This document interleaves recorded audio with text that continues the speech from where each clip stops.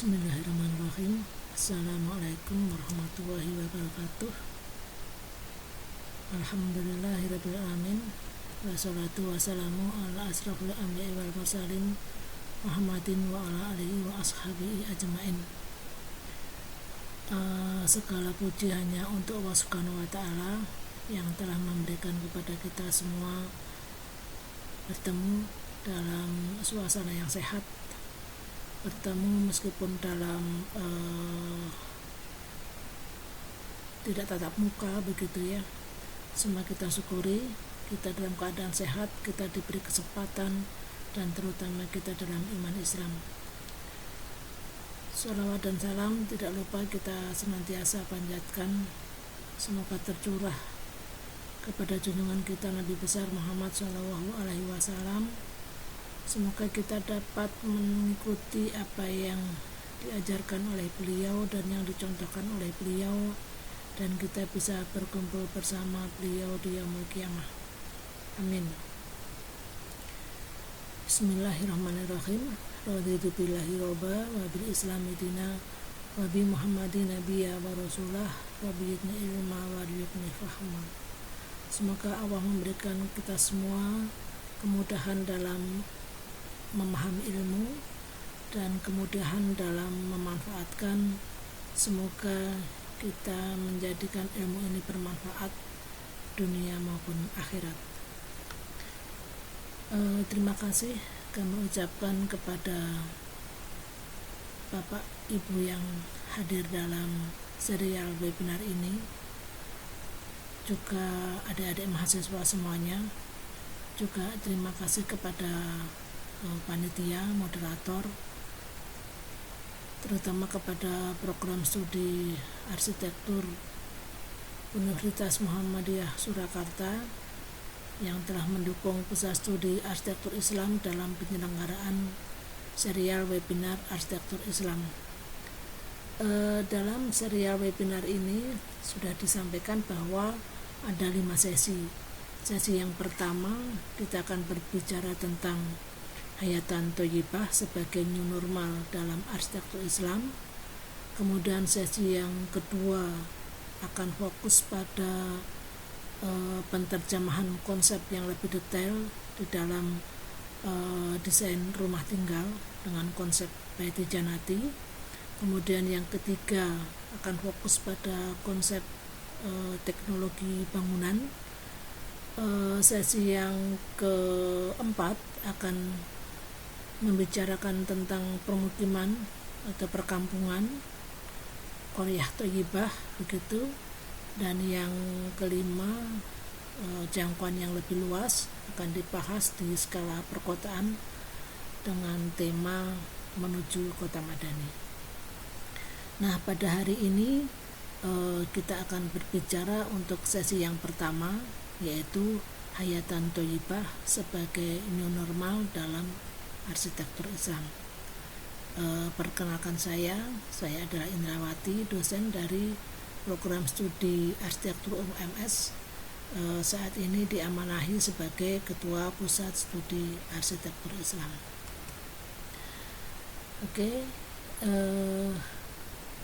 Materi yang diberikan cukup banyak, jadi nantinya kita akan bagi menjadi 2 bagian ya. Yang pertama adalah kita akan berbicara tentang kesadaran new normal. Kemudian kita akan berbicara tentang apa itu arsitektur Islam. Kemudian tentang paradigma Islam sebagai agama rahmat atau agama rahmah begitu. Dilanjutkan dengan hayatan thayyibah atau kehidupan yang baik sebagai output dari agama rahmah, dan hayatan thayyibah sebagai konsep dasar arsitektur Islam. Dan bagian yang terakhir di sesi pertama berbicara tentang maqasidul syariah sebagai orientasi berarsitektur.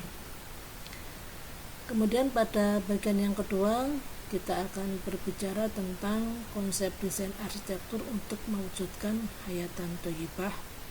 Ini bagian yang sangat arsitektur sekali, dan kemudian pada bagian yang terakhir merupakan simpulan, baik simpulan tentang apa itu arsitektur Islam dan kaitannya dengan new normal. Oke. Di bagian yang pertama ini kita akan berbicara diawali dengan kesadaran new normal. Sebelumnya mohon maaf Bapak Ibu juga adik-adik semuanya, mungkin hari-hari kita sudah agak jenuh dengan info COVID begitu ya. Tapi karena ini merupakan bahasan yang penting yang akan kita bicarakan, maka perlu saya sampaikan sedikit di sini beberapa infografis dan juga perkembangan COVID terkait dengan kebijakan new normal gitu. Jadi kita semua tahu bahwa COVID ini merupakan satu kasus yang berawal dari kasus lokal ya, kasus dunia yang berawal dari kasus lokal dari Wuhan yang kemudian menyebar ke seluruh dunia, baik secara kasus impor gitu penularannya maupun transmisi lokal antar penduduk. Dan sejak COVID itu menyebar atau sejak COVID itu berjangkit di Wuhan, kemudian menyebar dan menjadi pandemi yang melanda seluruh dunia. Praktis sejak awal tahun 2020 hingga saat ini dunia dilanda pandemi COVID. Dan Indonesia telah melakukan beberapa langkah untuk pencegahan dan penanggulangan COVID ini, dan pada tanggal 1 Juni kemarin sudah ditetapkan sebagai fase new normal COVID ya. Jadi kalau kita lihat di grafik ini, fase new normal tanggal 1 Juni ini ada pada bagian ini, dan hingga sekarang grafiknya itu sepertinya masih menunjukkan satu tren yang meningkat dengan peningkatan eksponensial begitu ya. Jadi new normal ini belum menunjukkan tanda-tanda penurunan jumlah kasusnya, meskipun di sini yang jumlah yang sembuh begitu ya, ini mudah-mudahan sudah lebih banyak ya. Kalau dilihat dari angkanya, kita cukup banyak ya, hampir 2000 orang yang meninggal dunia, meskipun kalau dibandingkan dengan kasus yang ada di dunia, angka kita termasuk rendah ya. Jadi 7.000 orang meninggal setiap 1 juta, jauh dibanding yang tertinggi yaitu 597 orang meninggal setiap 1 juta penduduk yang terjadi di Inggris gitu ya. Oke, apapun itu mudah-mudahan kita semua bisa segera terlepas dari bencana COVID ini. Nah, new normal, banyak yang menerjemahkan new normal ini dengan beberapa definisi ya. Kita sudah sering mendengar bahwa new normal adalah sebuah bentuk kehidupan baru yang awalnya sudah baik-baik saja, kemudian ada masalah, dan kemudian kita akan kembali kepada kondisi yang normal. Meskipun ada juga yang dibuat meme begitu ya, bahwa kalau dalam bahasa Jawa itu new normal disebut sebagai new itu baru, normal itu waras begitu, sehingga new normal itu adalah waras, orang waras yang baru atau waras anyaran gitu. Nah, apapun itu memang banyak sekali satir-satir tentang new normal ini terkait dengan kesiapan kita sendiri. Apakah kita sudah siap menghadapi new normal ataukah belum? Nah, ini akan kami sampaikan, yaitu new normal versi WHO gitu ya. Yang pertama, di dalam versi WHO ini ada beberapa protokol kesehatan gitu, banyak yang harus disiapkan untuk menuju new normal ya. Jadi baik itu sistem kesehatannya, tempat-tempat berkegiatan seperti sekolah, tempat kerja, juga kemudian langkah-langkah yang perlu dipantau begitu. Yang jelas new normal ini kita berbicara tentang peningkatan perilaku kesehatan. Hal yang perlu kami kita cermati, kita coba lihat bahwa WHO ini menetapkan atau mengeluarkan protokol new normal, dikatakan waktunya ini selama vaksin corona COVID-19 belum ditemukan, sehingga masyarakat di dunia diminta tetap produktif sambil menjalankan protokol pencegahan COVID-19 selama vaksin infeksi tersebut belum ditemukan. Nah, artinya protokol kesehatan yang diberikan atau yang diamanahkan oleh WHO ini selama vaksin COVID ini belum ditemukan atau COVID ini masih menjadi pandemi. Dan jika kita kemudian sudah keluar dari pandemi, pertanyaannya apakah kita akan kembali ke old normal, artinya kembali kepada kehidupan yang kita anggap normal seperti sebelum pandemi, ataukah bagaimana? Ataukah semua yang ada sebelum pandemi ini memang sudah baik-baik saja, ataukah kalau berdasarkan perenungan barangkali atau kajian beberapa orang, mungkin banyak hal yang juga belum normal sebelum terjadinya COVID. Oke, ini nanti yang akan menjadi bagian yang kita perhatikan dalam konteks kajian ini. Protokol kesehatan yang kemudian menjadi perhatian kita semua ada 3 ya. Yang pertama, kita jaga jarak, gunakan masker ya, dan cuci tangan ya. Jadi jaga jarak, gunakan masker, dan cuci tangan ini merupakan protokol yang harus selalu diikuti, baik itu kita berada di tempat kerja itu bagaimana protokolnya, di pasar seperti apa, di tempat ibadah seperti apa, sekolah seperti apa, di kendaraan umum seperti apa, naik ojol seperti apa. Nah, ini sudah banyak dibahas. Nah, kalau kemarin kemudian dianggap sebagai kondisi yang dulunya sudah normal, kita kembali ke normal, maka tadi seperti tadi disampaikan bahwa protokol ini hanya berlaku sampai pandemi COVID.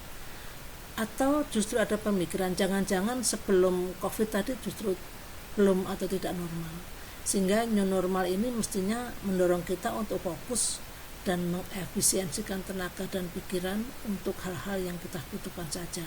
Jadi istilahnya tidak hiperrealita, karena banyak hal barangkali yang kita lakukan pada masa sebelum COVID dan kemudian ini menjadi koreksi bersama.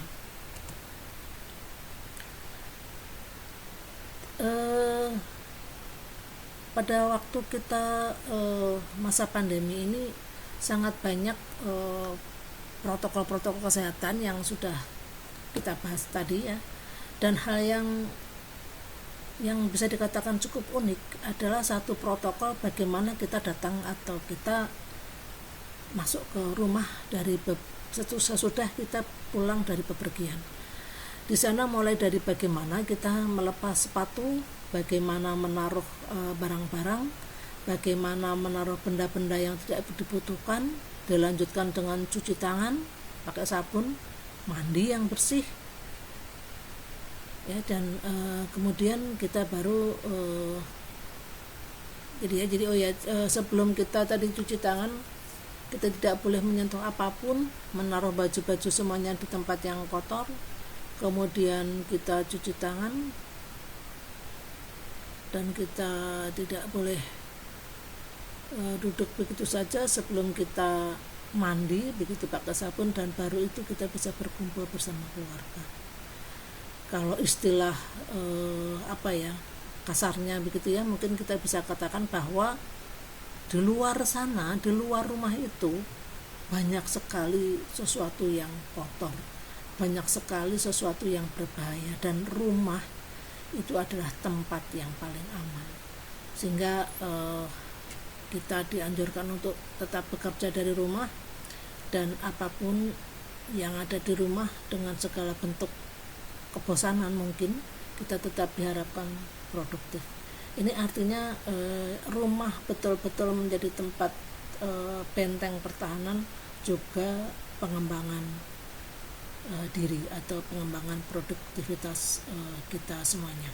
Nah, ini menunjukkan bahwa rumah merupakan sesuatu yang penting yang perlu kita desain gitu ya.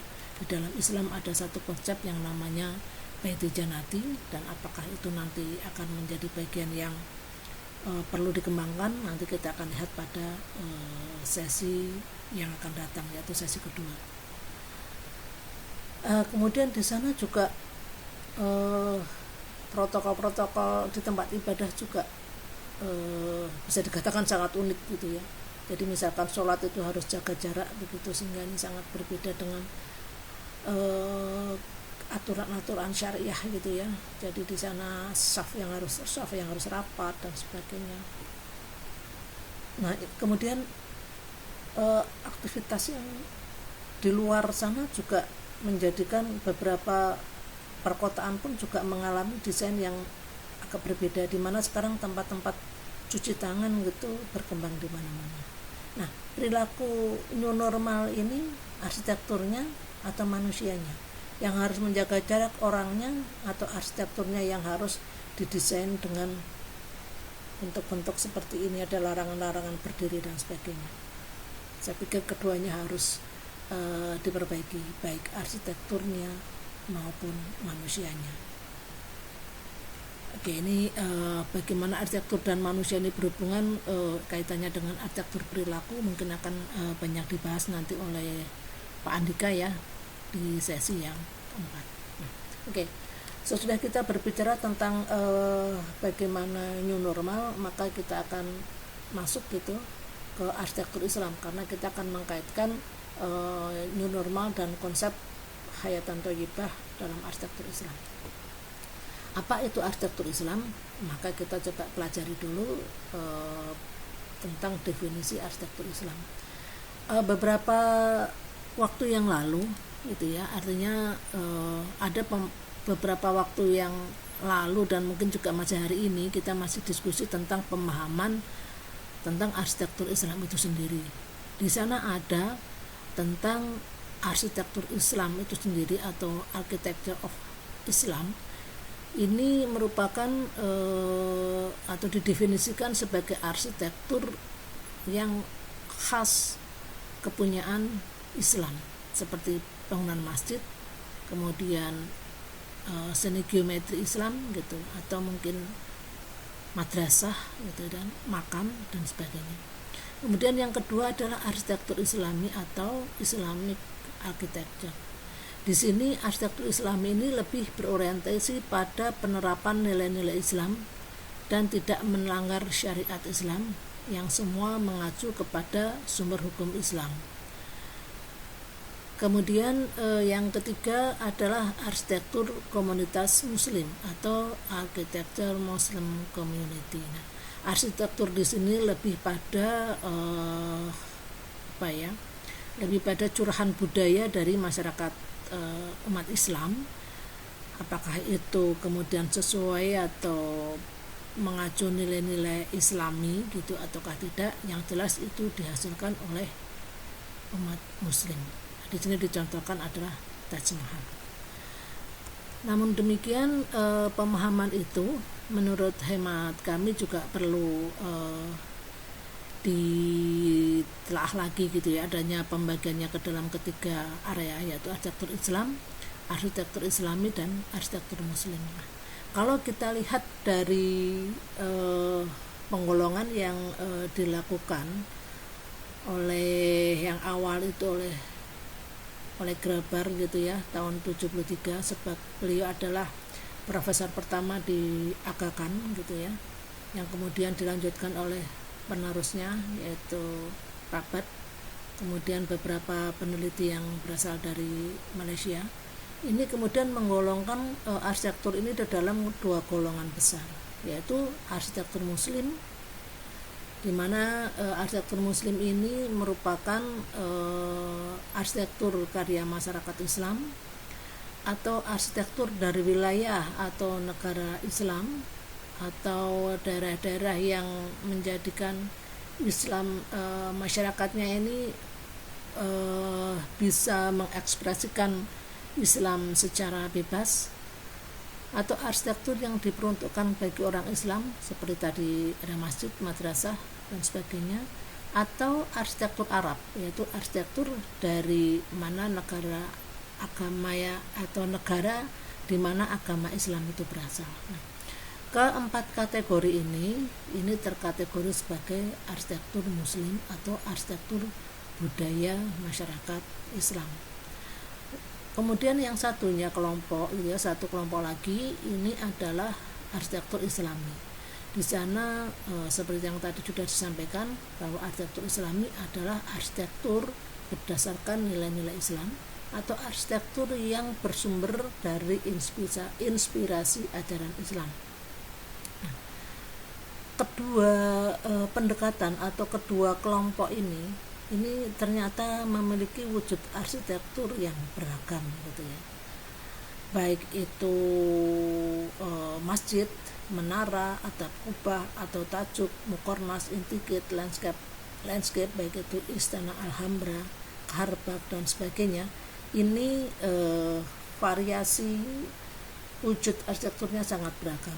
Jadi dua hal ini menurut hemat kami bisa kita katakan sebagai arsitektur Islam, baik itu arsitektur yang bersifat Islami maupun arsitektur hasil karya dari masyarakat Muslim.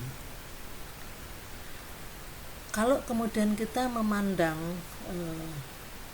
dalam konteks ini, kita yang akan bahas selanjutnya adalah arsitektur kalau tadi itu hayatan thayyibah itu sebagai salah satu nilai di dalam ajaran Islam. Maka yang pertama kita bahas lebih dulu adalah paradigma Islam sebagai agama rahmat, karena ini sangat penting sekali ya kita paham semuanya bahwa Islam merupakan agama yang rahmatan lil alamin, sebagaimana tertuang di dalam surat yang pertama, surat Al-Fatihah, mulai dari Bismillahirrahmanirrahim, Alhamdulillahirabbil alamin, Ar-Rahmanirrahim dan seterusnya, semuanya itu berdasarkan rahmat gitu ya. Ustadz Hamim Ilyas. Jadi Ustadz Hamim Ilyas ini merupakan seorang tokoh mufasir dari Universitas Islam Kalijaga, Universitas Negeri atau UIN Sunan Kalijaga, Yogyakarta. Beliau adalah seorang mufasir sekaligus anggota majelis tarjih di pimpinan pusat Muhammadiyah. Telah menulis buku berjudul Fikih Akbar, dan sebelumnya juga banyak melakukan kajian-kajian terkait dengan paradigma Islam sebagai agama rahmat ini. Beliau menyampaikan bahwa paradigma Islam sebagai agama rahmat dibangun di atas 3 landasan utama, yaitu pertama tauhid rahamatiyah. Di sini yang dimaksud dengan tauhid rahamatiyah itu adalah tauhid atau pengesaan Tuhan berdasarkan rahmat. Di sana ada Allah sebagai ilah atau sesambahan berdasarkan rahmat, menjadi Rob atau pencipta juga berdasarkan rahmat, menjadi Maliki Yaumiddin atau pemelihara berdasarkan rahmat, dan mengaktualisasikan seluruh asma dan sifatnya juga berdasarkan rahmat. Ini adalah landasan yang pertama, yaitu landasan tauhidnya. Kemudian yang kedua itu adalah tentang kerasulan yang rahmat ya. Jadi utusan pun yang diberikan juga berdasarkan rahmat. Adalah kepercayaan bahwa Nabi Muhammad diutus untuk rahmat seluruh alam.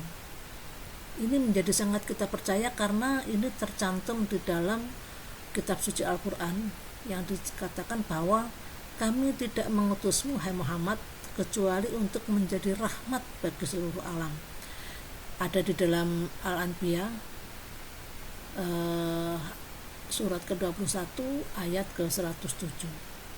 Ini juga didukung oleh hadis yang diriwayatkan oleh Abu Hurairah radhiyallahu an. Dia berkata kepada Rasulullah, berdoalah untuk keburukan orang-orang musyrik. Kemudian Rasul menjawab, saya diutus tidak untuk menjadi pelaknat, saya diutus hanyalah untuk menjadi rahmat. Ya. Kata hanyalah di sini menunjukkan bahwa rahmat ini adalah satu-satunya yang harus diberikan atau harus disampaikan. Yang ketiga, landasan ketiga adalah kitab suci rahmat. Di sana bahwa Al-Quran diwahyukan untuk mewujudkan kehidupan yang baik atau yang disebut dengan hayatan thayyiban. Nah, ini adalah panduan. Jadi rahmat ini baik sistem ketauhidannya atau ketuhanannya, sistem kerasulannya maupun panduannya juga semuanya menuju kepada terciptanya sebuah rahmat berupa kehidupan yang baik atau kita kenal sebagai hayatan thayyibah. Dan ini ada di dalam surat An-Nahl surat ke-16 ayat 97 dan surat Al-Baqarah atau surat kedua ayat 227. Hayatan thayyibah itu seperti apa ya? Jadi ini kita katakan kehidupan yang baik itu seperti apa. Di dalam surat Al-Baqarah ayat 277 di sana dituliskan bahwa sesungguhnya orang-orang yang beriman mengerjakan amal soleh, mendirikan sholat dan menunaikan zakat, mereka mendapat pahala di sisi Tuhannya, tidak ada kekhawatiran terhadap mereka dan tidak pula mereka bersedih hati. Nah, menurut surat tersebut maka hayatan thayyiban dapat diukur dengan 3 idealitas suasana. Yang pertama yaitu lahum ajruhum inda rabbihim, gitu ya. Jadi di sini innalladzina amanu wa amilus solihati wa aqamus sholata wa atawuz zakata lahum ajruhum inda rabbihim wala khaufun alaihim wala hum yahzanun. Di sini lahum ajruhum inda rabbihim ini artinya mendapat pahala di sisi Tuhannya. Ini atau bisa dikatakan sebagai kondisi yang sesejahtera-sejahteranya. Kemudian kondisi yang kedua yaitu wala khaufun alaihim atau tidak ada rasa takut pada mereka. Ini merupakan kondisi damai yang sedamai-damainya. Dan walahum yahzanun dan mereka tidak bersedih hati. Ini diartikan sebagai bahagia yang sebahagia-bahagianya, baik di dunia maupun di akhirat untuk ketiga hal ini. Ini adalah pentafsiran yang dilakukan oleh Ustadz Hamim Ilyas berdasarkan kajiannya dari tafsir-tafsir yang ada sebelumnya seperti tafsir dari Ibnu Katsir maupun tafsir-tafsir yang lainnya. Kemudian dalam surat An-Nahl ayat ke-97 juga ada hal yang sama. Barang siapa yang mengerjakan amal soleh, baik laki-laki maupun perempuan dalam keadaan beriman, maka sesungguhnya akan kami berikan kepadanya hayatan thayyibah, yaitu kehidupan yang baik, dan sesungguhnya akan kami beri balasan kepada mereka dengan pahala yang lebih baik dari apa yang telah mereka kerjakan.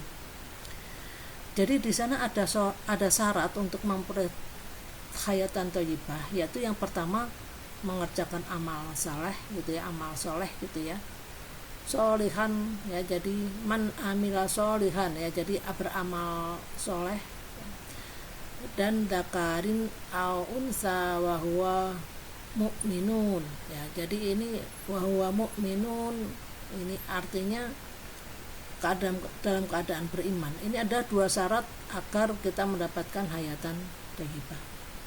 Hayatan thayyibah seperti apa? Tadi dikatakan kehidupan yang baik dan pahala yang lebih baik dari yang telah mereka kerjakan. Ini artinya kebaikan dunia maupun di akhirat. Nah, kebaikan di dunia dan di akhirat ini kemudian di dalam Al-Quran, hayatan thayyibah ini yang di dunia tentunya ini ditunjukkan dengan beberapa contoh begitu ya, dengan beberapa contoh berupa baladan aminan. Di sana di dalam surat Al-Baqarah, di mana menggambarkan sebuah negara yang aman dan damai, melimpah dengan rezeki buah-buahan yang menunjukkan atau menggambarkan suasana kemakmuran untuk semua umat manusia, Jadi di sini baik untuk masyarakat muslim maupun non muslim. Dan kemudian juga al-baladan aminan ada di dalam surat Ibrahim ayat ke-35. Di sana juga sebagai gambaran negeri yang aman dan damai, tidak menyembah berhala. Nah, di sana tidak ada kepercayaan atau ideologi yang mendegradasikan kehidupan. Kemudian digambarkan lagi sebagai baldatun thayyibatun di surat Saba ayat ke-15. Digambarkan sebagai negara yang adil, makmur, ya, jadi alam yang kaya dan subur, tertib, tertata, indah dan berwawasan lingkungan. Juga dikatakan sebagai al-balad al-amin, sebuah negara yang amanah, nah ini pemerintahannya, dan juga menjamin hak-hak warga. Jadi ini adalah terkait dengan sistem sosialnya. Kemudian juga sebagai al-bait al-makmur, menunjukkan sebuah tempat ya, jadi al-bait tempat atau rumah atau kawasan yang lebih kecil begitu. Di sana dikatakan suasananya meriah dalam arti ramai, banyak dikunjungi ya, jadi menjadi tempat yang dituju karena membuat betah atau kerasan, menjadi tempat tinggal atau tempat singgah yang ramai karena di dalamnya banyak persediaan atau pemenuhan kebutuhan yang melimpah, mendapatkan makanan mudah, mendapatkan air minum ada di mana-mana, apapun yang dibutuhkan ada. Juga dikatakan sebagai al-bait al-atiq, sebagai bangunan yang kokoh dan tahan bencana, baik tahan banjir, tahan gempa, tahan kebakaran dan sebagainya. Dan juga dikatakan sebagai al-bait al-haram.